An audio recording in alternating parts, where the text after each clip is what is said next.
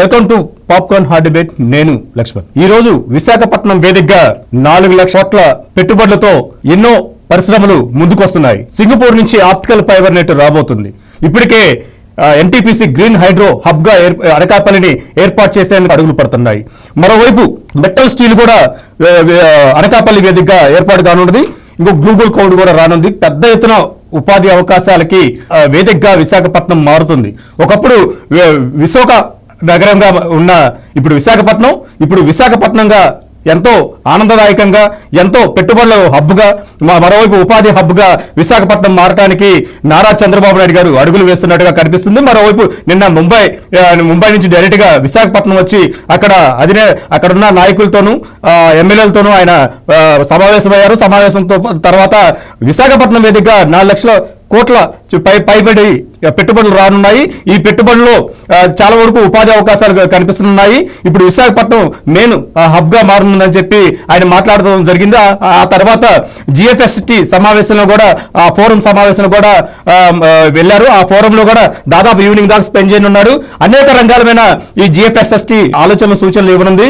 Deep tech కూడా అదే వేదికగా రానున్నది. ఇదే అంశం పైన హార్డ్ డిబేట్ లో మనతో స్టూడియోలో చర్చించడానికి ప్రముఖ సీనియర్ జర్నలిస్ట్ డివిఎస్ గారు, అదే విధంగా రాజకీయ విశ్లేషకులు మధుసూదర్ రెడ్డి గారు అందుబాటులో ఉన్నారు. వాళ్ళతో మాట్లాడే ప్రయత్నం చేద్దాం. సార్, చర్చకు స్వాగతం అండి.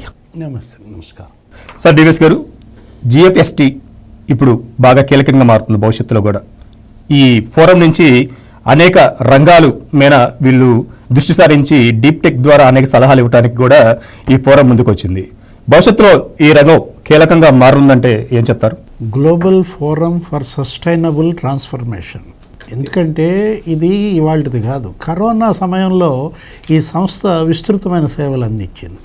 అది బియాండ్ ద స్క్రీన్ అన్నమాట. అంటే ఏంటి, ప్రధాని మోడీకి ఇది వెన్నుదన్నుగా నిలబడినటువంటి అంశం అన్నమాట. అప్పట్లో ముఖ్యమంత్రి చంద్రబాబు కొంతమంది ఐపీఎస్లు, ఐఏఎస్లు వీళ్ళందరితో వివిధ రంగాలకు చెందినటువంటి నిష్ణాతులతో ఏర్పాటు చేసినటువంటి సంస్థ. అది కోవిడ్ టైంలో తీసుకోవాల్సినటువంటి జాగ్రత్తలు వీటన్నిటిపైన కూడా అసలు భారతదేశంలో ఈ వికసిత భారత్, ఇది విజన్ 2047 కూడా వాళ్లే రూపకర్తలైన నేపథ్యంలో ఇప్పుడు ఈ డాక్యుమెంట్ అన్నమాట. ఇది ఈరోజు జిఎఫ్ఎస్టి విశాఖపట్నం సమావేశంలో ఒక 10 పాయింట్లతో 10 పాయింట్స్ ప్రోగ్రామ్ ఒకటి ఇస్తున్నటువంటి నేపథ్యం అన్నమాట. ముఖ్యమంత్రి చంద్రబాబు ఇవాళ వికసిత ఆంధ్రప్రదేశ్, స్వర్ణాంధ్రప్రదేశ్ విజన్ 2047 దీన్ని ఇస్తూ స్పష్టంగా గతంలో నేను హైటెక్ అన్నాను, ఇప్పుడు డీప్ టెక్ అంటున్నాను. ఏంటి హైటెక్? అప్పట్లో ఆయన ఎగతాళి చేశారు, హైటెక్ సీఎం అన్నారు ఆయన్ని. ఏది అసలు దాని యొక్క అర్థమే మార్చేసిన నేపథ్యంలో ఆయన విజన్ 2020 అంటే అదో 420 అన్నారు. అలా ఎద్దేవా ఎగతాళి చేస్తే ఇవాళ మరి అది హైదరాబాద్ని సంపన్న నగరంగా చేసింది. తెలంగాణ ఈరోజు సంపన్న రాష్ట్రంగా మారిందంటే ఆ రోజు చంద్రబాబు ఉమ్మడి రాష్ట్ర సీఎంగా ఆయన తీసుకొచ్చినటువంటి ఆ హైటెక్. ఏది ఇవాళ ఆ సైబర్ టవర్స్ మొత్తం అక్కడ సైబరాబాద్ నిర్మాణం, జంట నగరాలు హైదరాబాద్, సికింద్రాబాద్కు ధీటుగా ఇవాళ సైబరాబాద్ అభివృద్ధి చెందిందంటే అప్పట్లో తను మా బిల్ గేట్స్తో సమావేశం. నేను పొలిటీషియన్స్తో నేను అసలు కూర్చొని అన్నాడు. ఎవరు? Bill gates. ఒక 5 నిమిషాల అపాయింట్మెంట్ అడిగితే అది కాస్త మరి 45 నిమిషాలు. బిల్ గేట్సే ఆశ్చర్యపోయాడు. అదేంటి, అదేదో చిన్న రాష్ట్రం ఆంధ్రప్రదేశ్, దాని సీఎం ఆయన ఎవరో ఒక ఆయన అసలు నా ముందు పవర్ పాయింట్ ప్రజెంటేషన్ ఇవ్వడం ఏంటి అని ఆశ్చర్యపోయిన పరిస్థితుల్లో అది వదిలిపెట్టకుండా మళ్ళా చంద్రబాబు న్యూయార్క్ వెళ్ళడం, అక్కడ మైక్రోసాఫ్ట్ ఆఫీస్కి వెళ్ళడం, మీరు గనక ఆసియాలో బేస్ పెడితే అది హైదరాబాద్లో పెట్టాలని పట్టుబట్టడం. మరి బిల్ గేట్స్ నిజంగానే ఆయన ఇచ్చిన మాట నిలబెట్టుకుని మైక్రోసాఫ్ట్ ఇక్కడికి తీసుకొచ్చిన పరిస్థితి. ఎక్కడ? ఇవాళ హైదరాబాద్లో గూగుల్, మైక్రోసాఫ్ట్, అమెజాన్, ఇవాళ 9 లక్షల మందికి ఉపాధి, ఇన్ఫర్మేషన్ టెక్నాలజీ, అదంతా హైటెక్ అన్నమాట. ఇప్పుడు బయోటెక్నాలజీ, అది కూడా ఆయనే బీజం. ఏది? జినోమ్ వ్యాలీ అప్పట్లో పెట్టి 95 9 ఏళ్ళు ఉమ్మడి రాష్ట్ర సీఎంగా ఇవాళ ఫార్మా సిటీగా హైదరాబాద్, ఏది కరోనా వ్యాక్సిన్ తయారీ సిటీగా రూపొందిందంటే ఆ బయోటెక్, ఆ భారత్ బయోటెక్. ఏది? శాంత బయోటెక్, వాళ్ళంతా సుచిత్ర ఎల్లా, కృష్ణ ఎల్లా, ఎంతోమంది నిష్ణాతులు మరి మనం చూసిన నేపథ్యంలో ఇవాళ ఎక్స్పోర్ట్స్ విపరీతంగా పెరిగాయి. 70 దేశాలకి వ్యాక్సిన్ ఇక్కడి నుంచే తయారవుతోందంటే లైఫ్ సైన్సెస్ సిటీ అన్నమాట. ఏది అక్కడ ఆ జినోమ్ వ్యాలీ ఇవాళ అక్కడ 15,000 మంది నిష్ణాతులైనటువంటి శాస్త్రవేత్తలు, నిపుణులు అక్కడ పనిచేస్తూ ఎన్నో లైఫ్ సైన్సెస్ కంపెనీస్ అక్కడికి వస్తున్నాయంటే ఈ బయోటెక్నాలజీ. అదే ఇప్పుడు డీప్ టెక్ అంటున్నారు. ఏంటి ఇప్పుడు ఆ డీప్ టెక్లో ఇవన్నీ వస్తాయి. ఆర్టిఫిషియల్ ఇంటెలిజెన్స్, బయోటెక్నాలజీ, ఈ క్వాంటమ్ కంప్యూటర్స్. అంటే ఇప్పుడు ఈ డీప్ టెక్ నుంచి ఆయన కౌటెక్ అంటున్నాడు, గౌటెక్. ఏంటది? ఇప్పుడు అసలు ఆ పడే అడుగులు ఈ శాస్త్ర సాంకేతికత హద్దులు చెరిపేస్తోంది. రియల్గా ఇప్పుడు వస్తున్న ఈ పదాలు గూగుల్ సెర్చ్లో కూడా దొరకట్లేదండి. ఆయన ఆలోచనలు చూడండి ఎంత అడ్వాన్స్గా ఉన్నాయో. ఇప్పుడు డీప్ టెక్ గురించి పూర్తిగా మనం సమగ్రంగా తీసుకోవాలంటే ఎక్కడ సమాచారం లేదు. మిమ్మల్ని గౌటెక్ అంటున్నారు. అసలు ఏంటి ఈ పదాలు అనేది కూడా ఒక ఆశ్చర్యం. అంటే ఆయన పెట్టిన పదాలు కాదు, ఆయన కూడా రీసెర్చ్ చేస్తుంటాడు. ఆయన రీసెర్చ్ నుంచే ఇవన్నీ కూడా వస్తుంటాయి. ఎంతోమంది రీసెర్చ్ ఆయన ప్రోత్సహిస్తాడనమాట. అసలు తను నిరంతర పఠనం, నిరంతర అధ్యయనం. కూడా ఇవాళ చంద్రబాబు ఇవాళ బ్రాండ్ ఇమేజ్గా మారిన నేపథ్యంలో ఇప్పుడు మొన్న లోకేష్ బాబు అమెరికా టూర్ ఒకటే మాట అన్నాడు లోకేష్, నేను సింపుల్గా మెయిల్ పంపాను నాదెళ్ల సత్యాకి, నాదెళ్ల సత్య వెంటనే నాకు అపాయింట్మెంట్ ఇచ్చాడంటే కారణం చంద్రబాబు, ఆయన బ్రాండ్ ఇమేజ్. ఈరోజు విశాఖపట్నంలో చంద్రబాబు కూడా మాట్లాడుతూ, ఆ రోజు నేను హైదరాబాద్లో 200 ఇంజనీరింగ్ కాలేజీలు పెట్టాను, హైటెక్ అన్నాను, మరి ప్రోత్సహించాను. ఇవాళ మైక్రోసాఫ్ట్ హెడ్ అక్కడి నుంచి వచ్చాడంటే అది చరిత్ర అన్నాడు.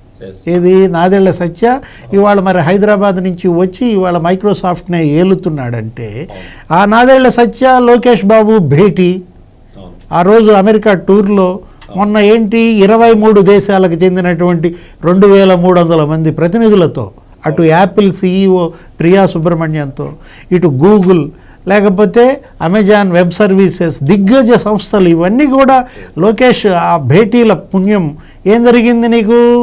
ఇవాళ మైక్రోసాఫ్ట్ అమరావతిలో పెడుతున్నారు. మైక్రోసాఫ్ట్ ఇవాళ మరి నందిగామ దగ్గర 25 ఎకరాలు కొందంట. ఏది? ఇవాళ మైక్రోసాఫ్ట్ అమరావతి వస్తుందంటే నీకు అమరావతి ముఖ చిత్రం మారిపోతుంది.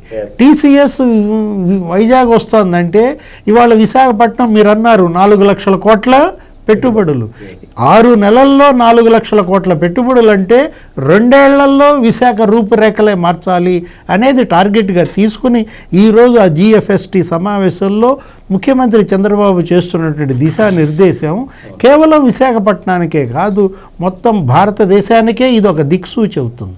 దేవేశ్ గారు గూగుల్ క్లౌడ్ అంటున్నారు.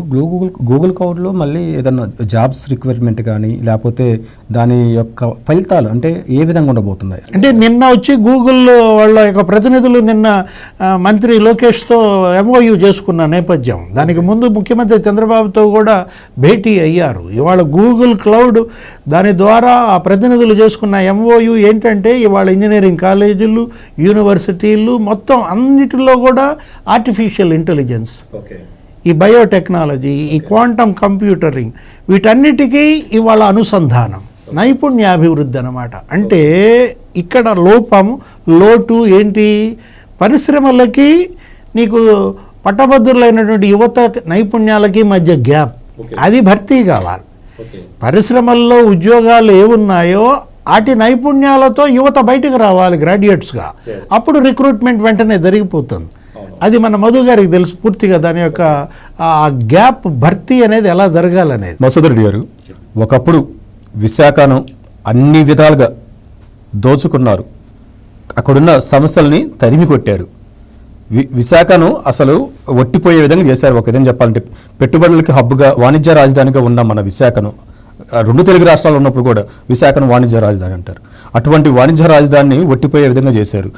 ఇప్పుడు బాబు గారు వచ్చిన 6 monthsలోనే 4 లక్షల కోట్ల రూపాయల పెట్టుబడులతో అక్కడ పరిశ్రమలని స్థాపించబోతున్నారు. ఎలా చూడాలి? ఇప్పుడు మనము CBN ఈజ్ ఏ బ్రాండ్.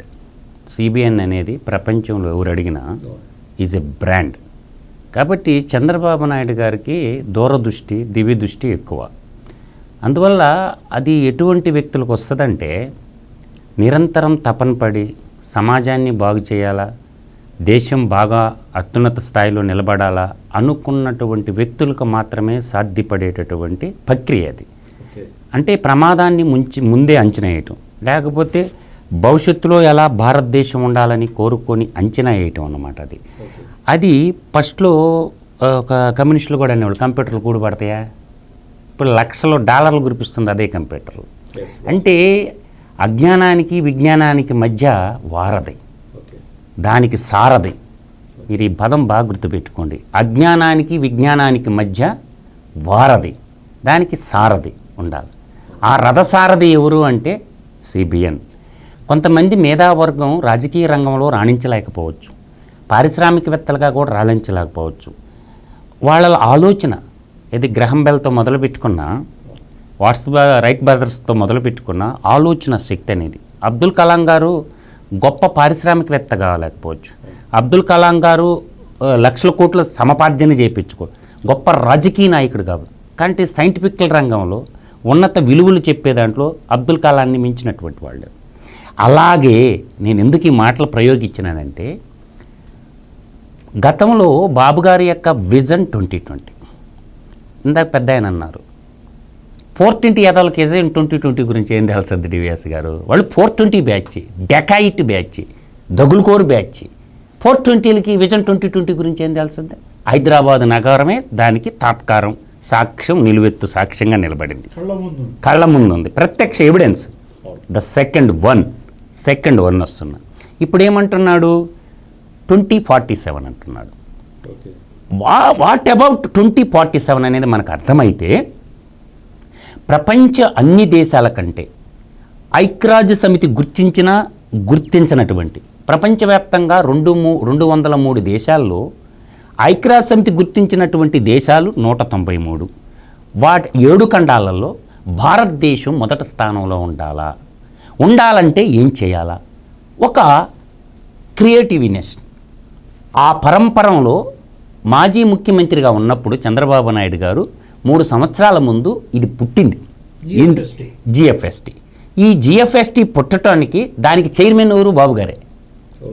ఈ సంస్థకి చైర్మన్ ఎవరు? బాబు గారే. ఇప్పుడంటే ముఖ్యమంత్రిగా ఉన్నారనుకోండి, చైర్మన్గా ఉంటూ అధికారంలో లేనప్పుడు ఆయన ఆలోచనలు చూడండి. ఇప్పుడు మనం క్లియర్గా అర్థం చేసుకున్నాం. ఈ సంస్థ ఎలా పనిచేస్తుంటుంది అంటే దేశం కోసం పనిచేస్తుంది. వాళ్ళు 100 రంగాల్లో భారతదేశాన్ని పరిపూర్ణమైనటువంటి శక్తిగా తయారు చేయాలా, ఇది కాన్సెప్ట్. @100 అంటారు దాన్ని, @100.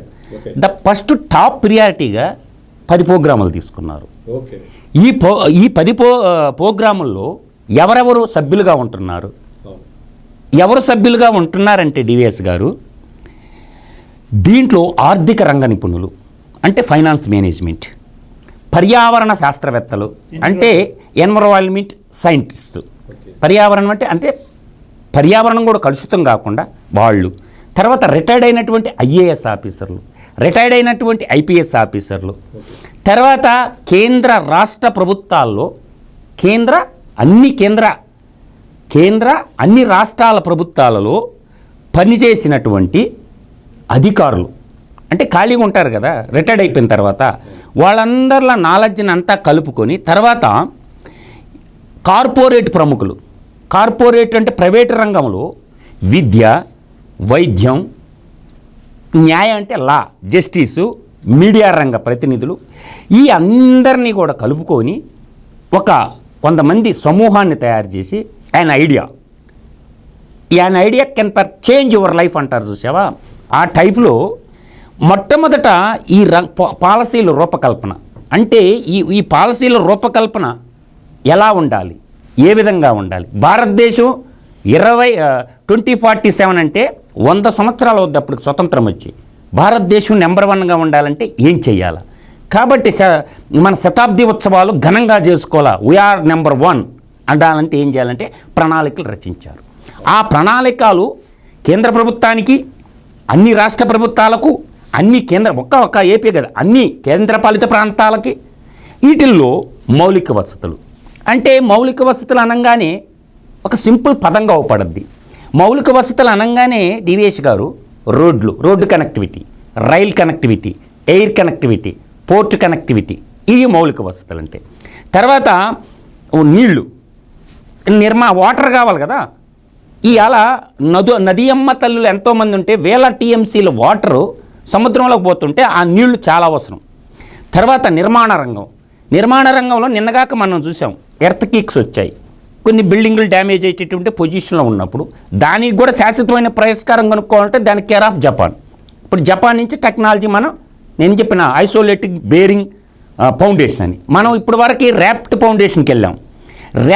ఇప్పుడు అమరావతి నూతన నగరం నిర్మిస్తున్నప్పుడు ఒక 100 ఏళ్ళు రాజధానిగా ఉండాలా, శాశ్వత రాజుగా ఉన్నప్పుడు ఐసోలేటెడ్ బేరింగ్ టెక్నాలజీ ఫౌండేషన్కి వెళ్ళిపోతే ఆ బిల్డింగ్లు ఎర్త్కి కూడా ఏం చేయలేవు. జపాన్ నుంచి ట్రాన్స్ఫర్మేషన్ ఇక్కడ దీంట్లోనే ఉంది. గ్లోబల్ ప్రపంచీకరణ ఫోరం మనుషులు ఫర్ సస్టైనబుల్ అంటే ఒకసారి పైకి ఎదగటం ఇంకోసారి కిందకి పోవటం కాదు, సుస్థిరమైనటువంటి ట్రాన్స్ఫర్మేషన్ ఏం చేయాలా? అన్ని రంగాల్లో, అగ్రికల్చర్ రంగంలో ఏం చేయాలా, టెక్నాలజీ రంగంలో ఏం చేయాలా, సర్వట్ స్టార్టప్లు అయినా నూతన కంపెనీలు వస్తే వాళ్ళకి పర్మిషన్లు ఏ విధంగా ఇవ్వాలా, సింగిల్ విండో సిస్టాన్ని ఎలా ప్రవేశపెట్టాలా, త్వరితగతిన తర్వాత వాతావరణ మార్పులు, తర్వాత ప్రజా ఆరోగ్యము, విద్య, వైద్యం, అన్ని రంగాలలో ఒక 100 పాయింట్ ఫార్ములా ఉంది. వాటిల్లో ఫస్ట్ 10 టాప్ ప్రియారిటీ. మౌలిక వసతులు ఏర్పడైననుకో ఫైబర్ టెక్నాలజీ, తర్వాత శాటిలైట్ టెక్నాలజీ ఏర్పడినప్పుడు ట్రాన్స్ఫర్మేషన్ అంటే ఒక చోట నుంచి ఇంకో చోటకి తొందరగా పోయేదానికి ఇప్పుడు ఒక పోర్టు నుంచి ఇప్పుడు మనం ఏమైంది మొన్న డ్రీప్ వాటర్ పోర్ట్ టూరిజంలో 45 నిమిషాల్లో శ్రీశైలం పోగలిగినారు. ఇది విజయవాడ నుంచి అండ్ ఐడియా సీప్లేన్. అట్లా నీకేందంటే సీప్లేన్ వల్ల అడ్వాంటేజ్ ఏంటి అంటే భూసేకరణ పెద్ద సమస్యగా ఉంది, రైతులు గగ్గోలు పెడుతున్నారు.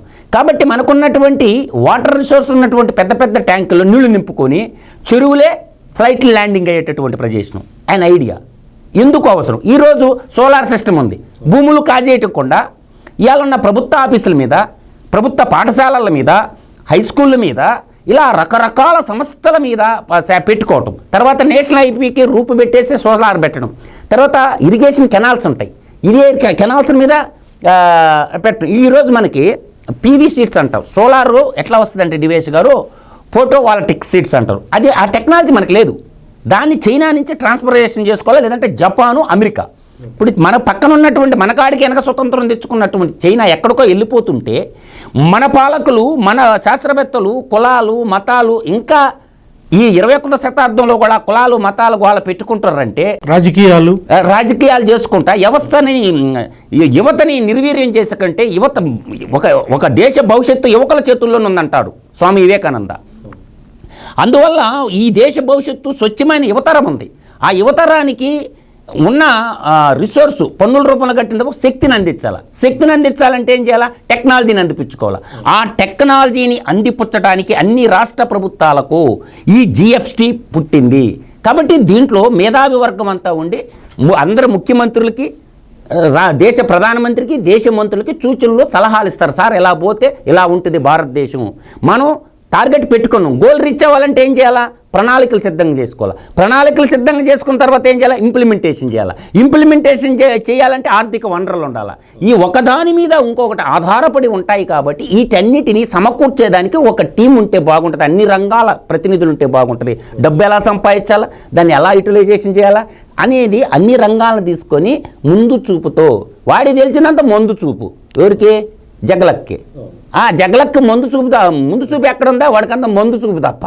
అందప్ప మీరు అన్నట్టు ఇప్పుడు మనకు అమరావతి పరిపాలనా రాజధానిగా ఉంటే ఆర్థిక రాజధానిగా విశాఖపట్నం తయారు కాబోతుంది, టూరిజం రాజధానిగా కూడా విశాఖపట్నం తయారు కాబోతుంది, ఆటోమొబైల్ హబ్బుగా అనంతపురం జిల్లా తయారు కాబోతుంది, డ్రోన్ టెక్నాలజీ హబ్బుగా కర్నూలు జిల్లా తయారు కాబోతుంది, ఈరోజు ఎలక్ట్రానిక్స్ హబ్బుగా తిరుపతి చుట్టూ సరౌండింగు తడా సూర్యపేట ఎక్కడల్లా తయారుపోతుంది, తీరరేఖ 974 కిలోమీటర్ల పొడవు పోర్టులు హబ్బుగా తయారు కాబోతుంది. అందువల్ల ఒకటి పనిమంతుడికి పనికి మాలినోడికి తేడా ఇదేనని చెప్తున్నా. అంటే చంద్రబాబు నాయుడు, నేను అదే చెప్తున్నాను, చంద్రబాబు గారి రాజ్యము గణరాజ్యము అని నేను ఎప్పుడు చెప్తా. గణరాజ్యం అంటే ఏమీ లేదు, ప్రజాస్వామ్యము, ప్రజారాజ్యము. ఇది పురాతనమైన పదం డివేష్ గారు. చంద్రబాబు గారి పాలన గణరాజ్యము అంటే ప్రజల చేత ఆ రోజుల్లో పురాణ కాలంలో ప్రజారాజ్యము, వాడిది అంతా దోపిడీ స్వామ్యం, అంతా డీబీటీయే కదా. వాడి పథకం వాడికే ఒప్పచెప్పుతాం సార్. డీబీటీ అంటే ఏంది? దోచుకోవడం, బాధటం, ట్యాక్స్లు పెట్టడం, పన్నులు బాధటం. డీబీటీ వాడి పథకం అంటే దోచుకోవడం, బాధటం, తినటం, ఆడిది వాడికే. అందువల్ల నేను అనేది వాడిని మర్చిపోండి లక్ష్మణ్, ఇంకెప్పుడు అడగబాకండి ఎదవ గురించి నా కాడ. వాడి పైన అయిపోయింది. వాడు ఇంకా వాడు పక్షి, ఆ పక్షి ట్యాన్లో పక్షి టీవీలో రోతరాతలు రాసుకున్న మాత్రాన్ని ఏం కాదు. వాడి సినిమా ఇంకా జైలు పక్షి, వాడు భవిష్యత్తులో జైలు పక్షి. వాడు ప్రజాపక్షం కాదు, వాడు జైలు పక్షం, వాడు బెయిల్ పక్షం. అంతే తప్ప ఆ పక్షి టీవీలో వచ్చిన వార్తలు మనం పట్టించుకోవాల్సి దాన్ని దేకెట్టోడు కూడా ఎవరు లేరు.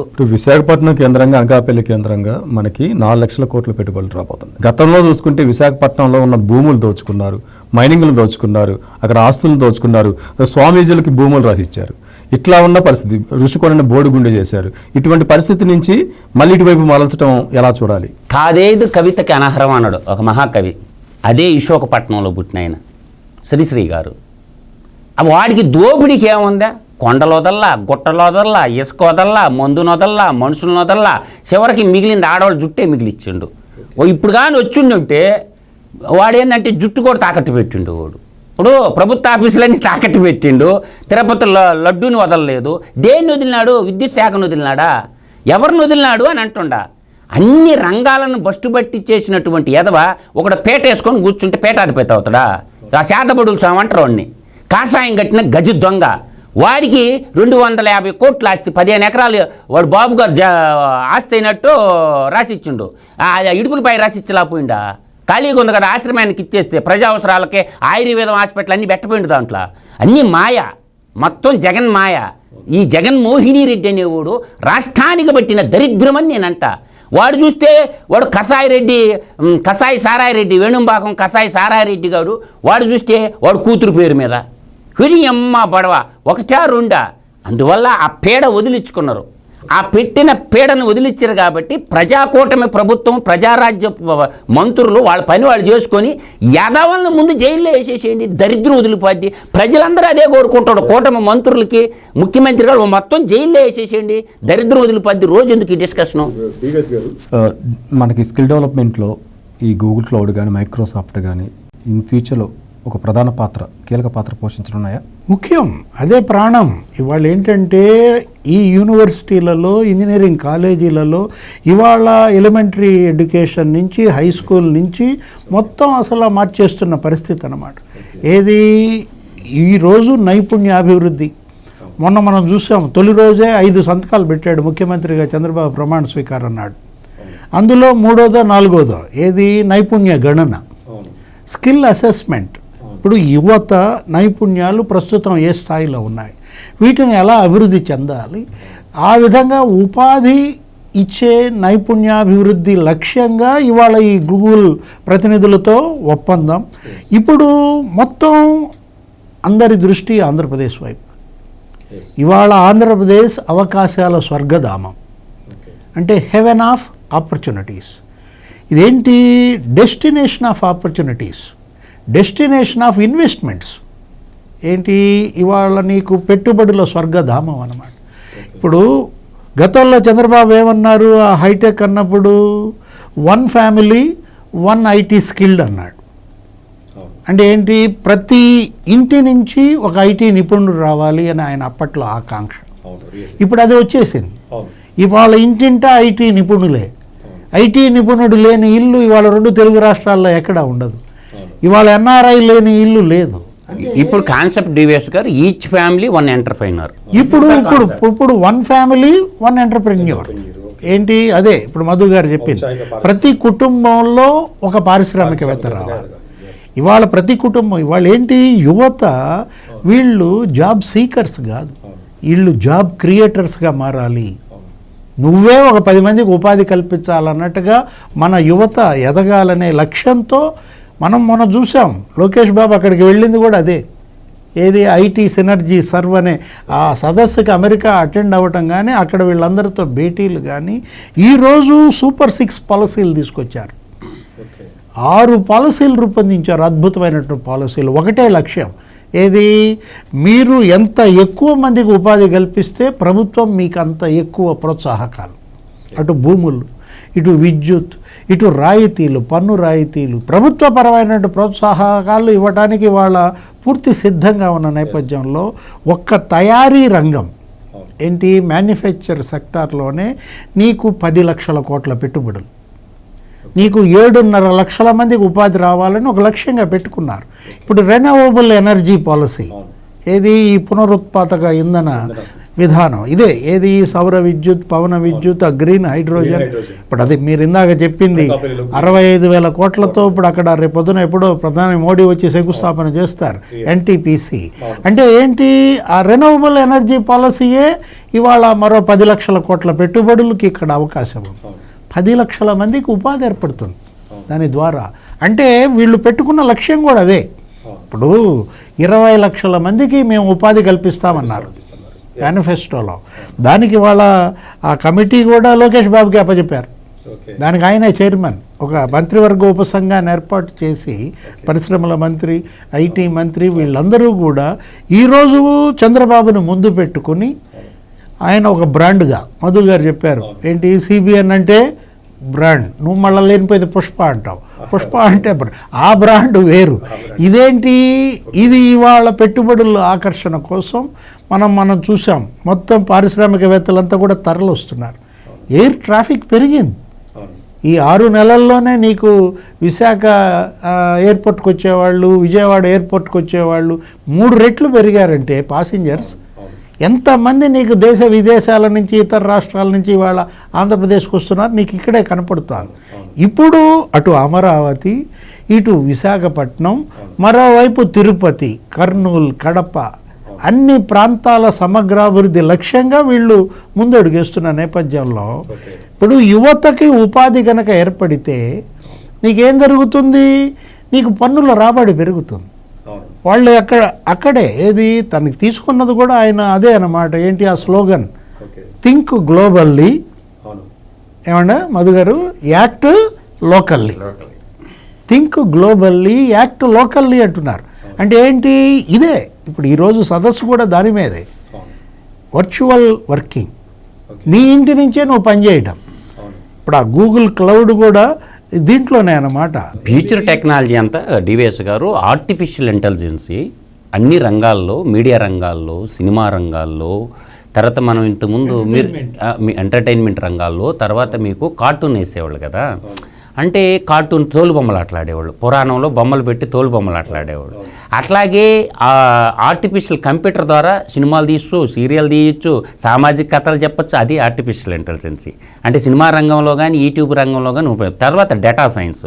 డేటా సైన్స్ ఏం చేస్తుందంటే ఒక వ్యక్తి వెయిట్ ఎంత ఉండో ఆరోగ్యంలో వాడుకోవచ్చు, స్టాటిస్టిక్స్ అతనికి ఆస్తులు ఎంత ఉండే, తన స్థితిగతులు ఏంది, అది డేటా సైన్స్ చెప్తుంది. ఇప్పుడు తర్వాత రోబోమేటిక్స్ ఉంది.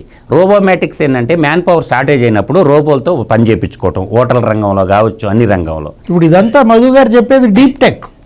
అదే డీప్ టెక్ అంటే అదే. మీరు బాగా ఆలోచిస్తే అర్థమవుతుంది మీకు. అట్లా నీకు రోబోటిక్స్ కూడా నీకు అది డీప్ టెక్లో భాగమే. రోబోమేటిక్స్ దేనికి ఉపయోగపడతాయి? ఇవాళ టెస్లా వాళ్ళు ఏం చేస్తున్నారు? మానవరహిత రవాణా అంటున్నారు. డీప్ టెక్ అంటే అదే, లోతుగా ఆలోచించడమే. ఆలోచించి దాన్ని మానవాళికి అన్ని రంగాల్లో. ఈరోజు డ్రోన్ టెక్నాలజీ వచ్చింది. ఇలా పెస్టిసైడ్స్ కొట్టేటప్పుడు ఉపయోగపడుతుందా లేదా? పండ్లు ట్రాన్స్మిషన్ ఒక చోట నుంచి, ఇప్పుడు ఒక డ్రోన్ ఎలా ఉపయోగపడుతుంది? ఒక వాగు బారుతుంది, అవతల సరుకు యువతలకు తెచ్చుకోవాలి. అదే డ్రోన్ ఉందనుకో, ఆడ ఒక చుచ్చు నొక్కితే అవతలకు వచ్చేస్తాయి, ఇక పండ్లు ట్రాన్స్ఫర్ చేసుకోవచ్చు. అందువల్ల టెక్నాలజీ అప్గ్రేడ్ చేసుకుంటే సులభతరం అయిపోద్ది, జీవన విధానం సులభతరం అయితే తద్వారా మనం ఆదాయం కూడా చేసుకున్నాం. అన్ని రంగాల్లో నేను చెప్పాను కదా, 100 రంగాలు ఫస్ట్ టాప్ 10 రంగాలు తీసుకున్నారు. దాని తర్వాత నీకు ఇప్పుడు సపోజు ఒక తుఫాన్ వచ్చింది, ఇమీడియట్గా మత్స్యకారులు సముద్రంలో ఆగిపోయినారు. ఎక్కడుందని ఐడెంటిఫై చేయాలంటే శాటిలైట్ కావాలా? డ్రోన్ పంపించేసి డ్రోన్ ట్రాన్స్పోర్ట్ వచ్చేసింది అనుకోండి, లిఫ్ట్ చేసేస్తారు ఇమీడియట్గా. ఆ బోట్ కొట్టుకొని వస్తుంది. ముందైతే మనం మనుషులైతే రక్షిస్తారు కదా. ఒక వర్షాలు పడ్డాయి, తీవ్రమైన వచ్చినాయి, అడవిలో ఆగిపోయినారు, లేకపోతే ఇంకో చోట డ్రోన్ ట్రావెలింగ్ వచ్చినప్పుడు అక్కడి నుంచి ఇక్కడికి మనుషులు షిఫ్ట్ చేయడానికి కూడా ఉపయోగపడుతుంది కదా. ఎందుకంటే ఇవాళ గేమ్ చేంజర్స్ గా డ్రోన్స్ మారిన ఇప్పుడు మాఫియాను కూడా అరికట్ట. ఇప్పుడు మొన్న అమరావతిలో డ్రోన్ ఫెస్టివల్. ఇదే కాదు, నీకు ఇంకా చాలా ఉండే. ఈ గంజాయి రవాణా చేస్తారు, వాళ్ళ పట్టుకు తాగుబోతులు ఏడంటే ఆడ తాగిపోతారు చేస్తారు. గంజాయి బండిస్తారు అనుకో, డ్రోన్ పంపిస్తే ఐడెంటిఫై చేస్తుంది. ఈ యొక్క మాఫియా వాళ్ళు కూడా ఆట కట్టడానికి డ్రోన్ ఆడుకోవచ్చు. కోడి పందాలు, ప్యాకాట్లు, ఇవన్నీ సామాజిక చెడును కలిగించేటటువంటి వీటిలో కూడా పట్టుకోవటం నిన్న జరిగింది సార్. డ్రోన్ ప్రయోగించారు. ఇప్పుడు రైతులకి డ్రోన్స్ అనేది ఎంతో ఉపయోగం. వ్యవసాయంలో ఇప్పుడు నీకు సేద్యం మీద పిచికారీ చేయాలంటే, ఇవాళ పురుగు మందులు కొట్టాలన్నా ఇవాళ రైతు ఆరోగ్యం దెబ్బతింటున్న నేపథ్యంలో ఆ మహిళా రైతులు ఇవాళ ఏంటి డ్రోన్స్ ద్వారానే పిచికారీ. ప్రజారోగ్యం అంటే దాంట్లో పార్ట్ నిందాక అన్నా ఉందా, అది వన్ కైండ్ ఆఫ్ పార్ట్. అంటే ఇదేంటంటే అబద్ధాలు చెప్పేవాడికి ఎన్ని తెలియదు, దొంగోడికి ఇటువంటి ఎన్ని అడిగి తెలిస్తే వాడికి దొంగలు కన్నం ఎట్టేయాలా, భూములు ఎట్టగొట్టేయాలా, డబ్బులు ఎట్టగొట్టేయాలా, అబద్ధాలు ఎట్ట చెప్పాలా నేర్చుకున్నోడికి ఇవన్నీ ఆడొస్తాయా? చదువు బడికి పోయి చదువుకున్నోడికి చెప్పొచ్చు కానీ ప్రజల్లో కూడా ఇవాళ ఏంటంటే చర్చ. గత ముఖ్యమంత్రి హయాంలో ఈ విధమైనటువంటి సదస్సులు జరిగాయా? ఈ విధంగా నీతి ఆయోగ్ CEO సుబ్రహ్మణ్యం ఎప్పుడన్నా ఆంధ్రప్రదేశ్ వచ్చాడా? వచ్చి ఇక్కడ విజన్ గురించి మాట్లాడా? ఇక్కడ ముఖ్యమంత్రిని కలిసి ఆ విజన్ తీసుకెళ్లి ప్రధానితో మాట్లాడా? ఇప్పుడు ఏంటి, అప్పుడు 2014-19 మధ్య కూడా చంద్రబాబు ముఖ్యమంత్రిగా విశాఖలో 3 సమ్మిట్లు పెట్టారు. అప్పుడు అక్కడ గ్రీన్ టెక్నాలజీ, అప్పుడు అక్కడ మైక్రోసాఫ్ట్, మన బిల్ గేట్స్ వచ్చారు. అప్పుడు కూడా ఏది మొన్న 5 ఏళ్లలో. ఇప్పుడు ఏంటంటే అప్పుడు తెచ్చినటువంటి 16 లక్షల కోట్ల పెట్టుబడులు జగన్ తరిమేశాడు. మీకు ముచ్చట చెప్తా డివేస్ గారు, ఆశ్చర్యకరం. అమర్నాథ్ 13.5 లక్షలు పెట్టుబడులు వచ్చినాయని చెప్పిండు. 13.5 లక్షల కోట్లు. దావుసుకు పోరాటే సలిపుట్టిన అన్నోడు ఇటు పోయిరా, కనీసం 13 ఉద్యోగాలు కూడా లేవు. అంటే ఆ దావోస్ వెళ్ళాడు 5 ఏళ్లలో. ఒకసారి జగన్మోహన్ రెడ్డి దావోస్ వెళ్ళి అక్కడ ఎవరితో ఒప్పందం కుదుర్చుకున్నాడు? శరత్ చంద్రారెడ్డితో. శరత్ చంద్రారెడ్డి తీహార్ జైల్లో పడ్డాడు.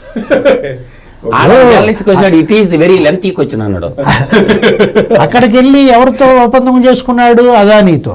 దావోస్ లో జగన్మోహన్ రెడ్డి అదానీతో చేసుకున్న ఒప్పందం ఇవాళ FBI 1750 కోట్ల ముడుపులు ఇవాళ అమెరికా స్టాక్ ఎక్స్చేంజ్ లో ఇవాళ జగన్మోహన్ రెడ్డి చరిత్ర. అంటే జగన్మోహన్ రెడ్డి ఇవాళ చంద్రబాబు వీళ్ళ మధ్య చర్చ ఏంటి? ఆ రోజు ముఖ్యమంత్రిగా జగన్ 5 ఏళ్లలో ఈ రాష్ట్రాన్ని ఎలా నాశనం చేశాడు. చంద్రబాబు చేసిన అభివృద్ధిని నాశనం చేయటమే కాదు, భవిష్యత్తు లేకుండా చేసిన పరిస్థితి. డిఎస్ గారు, చివరిగా దావోస్ వెళ్లకుండానే గ్లోబల్ ఎకనామిక్ ఫోరం దావోస్ రేపు వెళ్తున్నారు.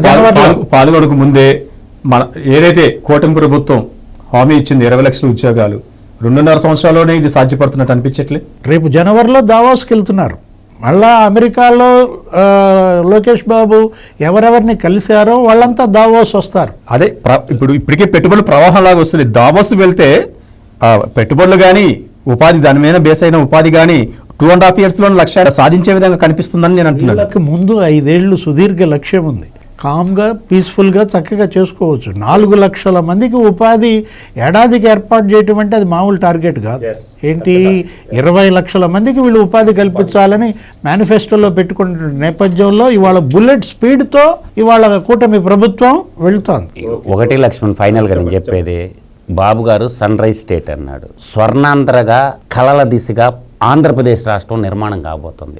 ప్రపంచమంతా, భారతదేశం అన్ని రాష్ట్రాల ముఖ్యమంత్రులు కూడా, నా అంచనా కరెక్ట్ అయితే భారతదేశానికి 2nd క్యాపిటల్ అమరావతి కాబోద్దని కూడా నేను చెప్పగలను, బలంగా చెప్పగలను. ఎందుకంటే ప్లానెడ్ సిటీ కాబట్టి, అది కూడా ఛాన్సెస్ దేరుంది కాబట్టి 18 నెలలు ఓపిక పట్టండి.